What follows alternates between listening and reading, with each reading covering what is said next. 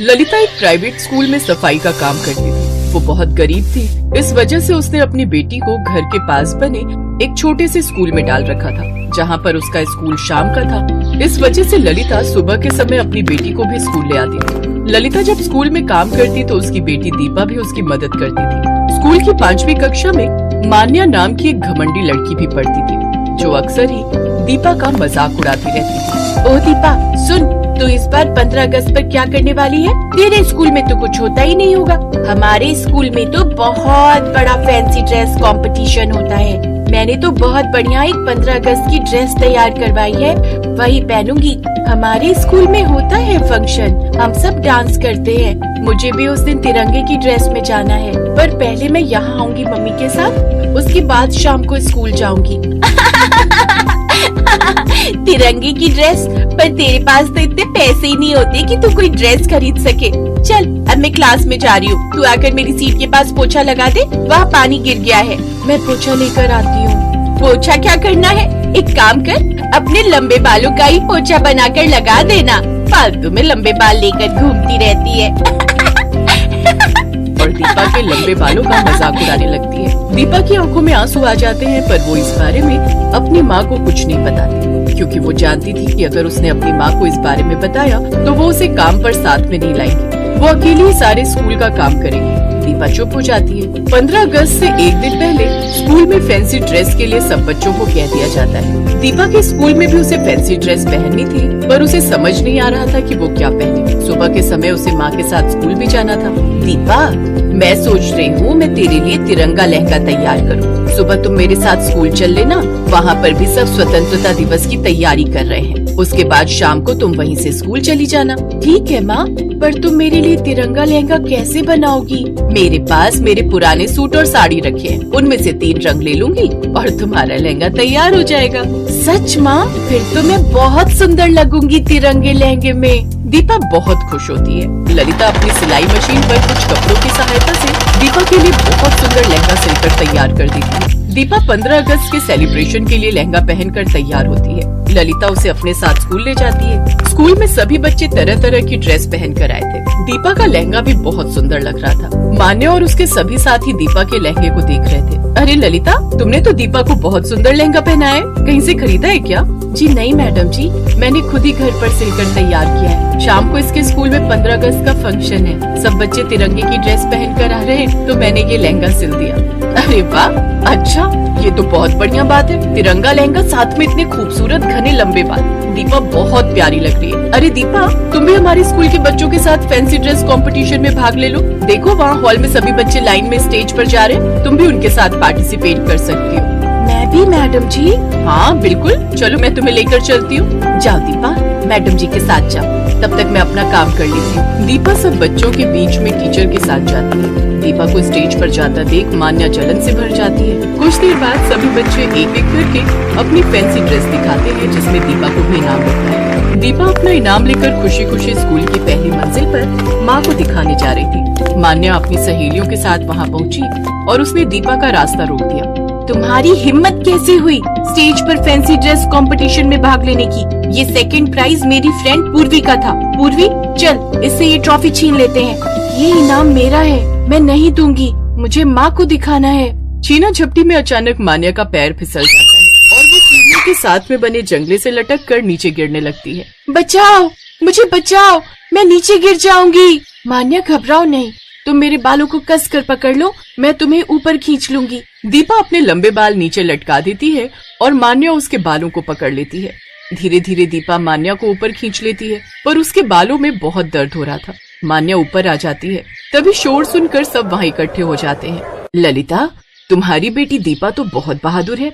इसने अपने लंबे बालों की सहायता से हमारे स्कूल की बच्ची मान्या की जान बचाई है। थैंक यू मैडम जी। चलो सब बच्चे यहाँ से भीड़ हटाओ, नीचे हॉल में फंक्शन चल रहा है, सब बच्चे जल्दी से वहाँ पहुँच जाओ। दीपा चलो, तुम भी हमारे साथ चलो। आज तो तुमने भी तिरंगा लहंगा पहना हुआ है। तुम तो इस लहंगे में तैयार होकर बहुत अच्छी लग रही हो। तुम्हारे बालों में दर्द तो नहीं हो रहा? नहीं मैडम जी, बिल्कुल नहीं हो रहा। प्रिंसिपल के कहने पर दीपा हॉल में जाती है। वहाँ पर वो बच्चों के साथ देशभक्ति गीतों पर डांस करती है। मान्या भी दीपा को सॉरी बोलती है।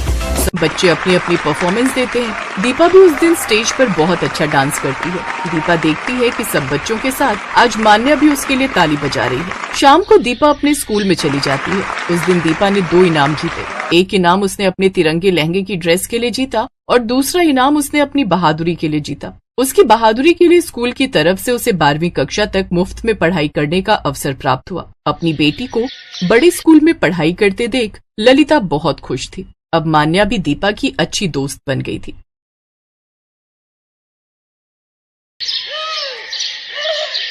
मलकागंज गांव में सोनम अपनी मां विमला के साथ रहती थी।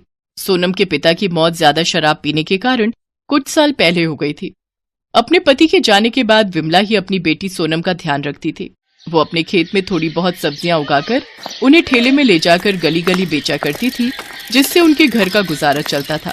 आइए आइए, हरी सब्जियां ले जाइए, दूर भगाए सभी बीमारी, ऐसी है ये सब्जियां हमारी। अरे वाह, तुम्हारी सब्जियां तो बहुत ही हरी भरी और ताजा है भाई। अच्छा, ये पालक कैसे दिया?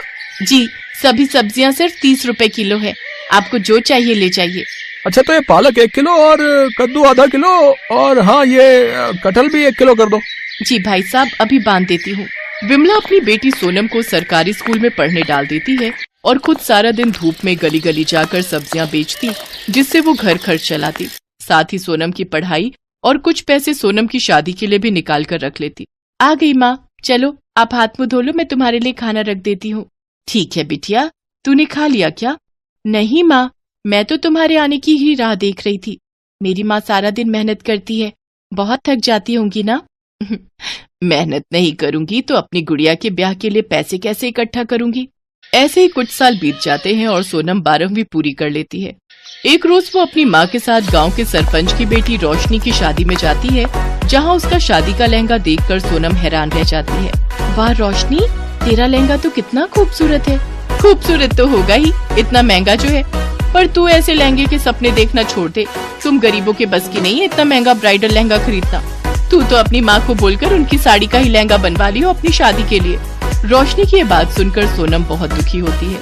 परेशान मत हो मेरी बच्ची, तेरी माँ से जितना हो सकेगा वो तेरे लिए जरूर करेगी। उसी शादी में रोशनी की मौसी आशा अपने बेटे के साथ आई हुई होती है। सोनम पर जैसे ही उसकी मौसी की नजर जाती है, वो उसे देखते ही रहती है। गुलाबी रंग के सूट में ये गोरी लड़की बिल्कुल ऐसी लग रही है जैसे कोई कमल का फूल हो। मुझे तो अपने छोटे बेटे रौनक के लिए बड़ी ही पसंद आई। हाँ माँ जी, लड़की तो बहुत सुंदर है। रौनक को भी सोनम पहली नजर में ही भा जाती है। शादी के कुछ दिन बाद आशा अपनी बड़ी बहू और दोनों बेटों के साथ सोनम के घर जाती है और उसकी माँ से उसका हाथ मांगती है। बहन जी, मैं एक गरीब सब्जी वाली हूँ और आपके बड़े घर में रिश्ता जोड़ने की मेरी हैसियत नहीं है। आंटी, रिश्ता हैसियत देखकर नहीं बल्कि दिल देखकर जोड़ा जाता है और हमें सोनम पहली नजर में ही भा गई। सही कहा बेटा तुमने, और हमें इस शादी से कोई दिक्कत नहीं है। सोनम के लिए बड़े घर से आया रिश्ता देख विमला खुश हो गई। विमला ने अपनी जमा पूंजी निकाली और उसने अपनी बेटी की शादी की तैयारियां शुरू कर दी। सब तैयारियां होने के बाद वो अपनी बेटी को ब्राइडल लहंगा दिलाने के लिए सोनम के साथ शहर गई और सुंदर सा ब्राइडल लहंगा उसके लिए ले आई।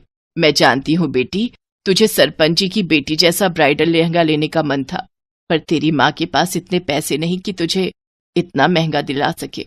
कोई बात नहीं माँ, ये भी मुझे बहुत पसंद है, लेकिन कल क्या होगा ये कोई नहीं जानता। शादी से ठीक एक दिन पहले सोनम का ब्राइडल लहंगा चोरी हो गया और सब लोग बातें बनाने लगे। हाय, कितना बड़ा अपशगुन है ये तो, दुल्हन का लहंगा चोरी हो गया। ये तो बहुत ही बुरा हुआ। बेचारी विमला के पास अब तो इतने पैसे भी नहीं होंगे कि उसे फिर से दिलवा सके।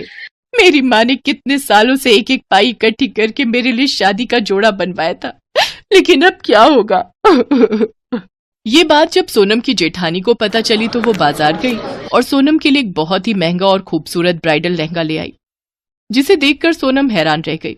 अरे, ये तो वही लहंगा है जो सरपंच जी की बेटी मतलब रोशनी ने अपनी शादी में पहना था। हाँ, हमें उसी ने बताया कि तुम्हें उसका लहंगा बहुत पसंद आया था, लेकिन इतना महंगा होने के कारण तुम ऐसा लहंगा अपनी शादी के लिए खरीद नहीं पाई। इसलिए जब मुझे पता चला कि तुम्हारा लहंगा चोरी हो गया है तो मैं इसे तुम्हारे लिए ले आई। दीदी, आप बहुत अच्छी हो, थैंक यू सो मच। तुम्हारा बहुत बहुत धन्यवाद बेटी, तुमने हमारी लाज बचा ली। सोनम मेरी छोटी बहन जैसी है माँ जी, उसके लिए मैं इतना तो कर ही सकती हूँ। अब कल इस जोड़े को पहनकर दुल्हन बनकर तैयार हो जाना। हम धूमधाम से बारात लेकर आएंगे अपनी दुल्हनिया को लेने। अगले दिन जब सोनम वो ब्राइडल लहंगा पहनकर तैयार होती है तो वो किसी अप्सरा से कम नहीं लगती। सबकी नजरें उस पर टिक जाती हैं। उसे देख रोशनी भी हैरान रह जाती है।